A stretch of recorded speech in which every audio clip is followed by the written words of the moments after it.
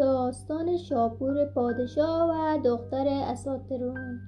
یکی از پادشاهان به نام اساطرون در شهری نزدیک فرات سلطنت می‌کرد.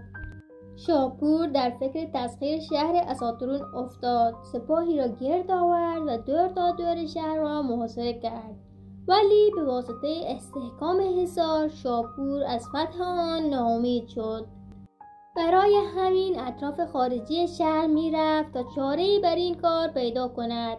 یک روز دختر اساطرون بالای حصار شهر آمد و لشکر دشمن را تماشا میکرد که چشمش به قامت مردانه شاپور افتاد و با همین یک نگاه فریفته او شد. پنهانی نامه‌ای نوشت که اگر مرا به ازدواج خود درآوری وسیله تسخیر شهر را فراهم میکنم. شاپور هم تقاضای دختر را پذیرفت. دختر با تدبر شبانه ورود لشکریان را فراهم کرد. شاپور با سپاه خود وارد شهر شد و آنجا را فتح کرد و اساطرون را کشت. دستور داد سرش را بر نیزه‌ای بگذارند تا برای مردم عبرت شود. مردم وقتی چنین صحنه‌ای را دیدند از شاپور اطاعت کردند. شهریار ایران به پیمان خود وفا کرد و با دختر اساطرون ازدواج کرد.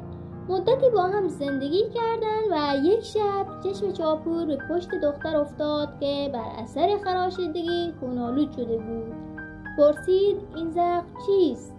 دختر گفت شب گذشته موقع استراحت یک برگ مرده بود که بر اثر تماس به بدنم باعث خراش شده.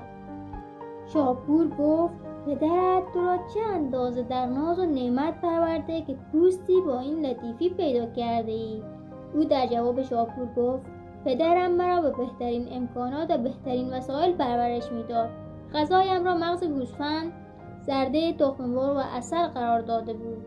شاپور از شنیدن این حرف متعجب شد. سر به زیر انداخت و مدتی در تفکر و اندیشه بود. پس از مدتی سر برداشت و گفت تو با پدری چنین مهربان اینطور بی‌وفایی کردی، آیا با من پایداری خواهی کرد؟ دستور داد گیسوان او را بر دم اسبی بسته و در میان خارستانی کشیدند تا هلاک شد. نتیجه اخلاقی این داستان اینه کسی که به عزیزان و خانواده‌اش بی‌وفایی کنه برای دیگران هم هیچ وفایی نخواهد کرد. از اینکه تا آخر این ویدیو رو تماشا کردین ممنونم. حتما کانال ما رو سابسکرایب کنید و زنگوله رو فعال کنید.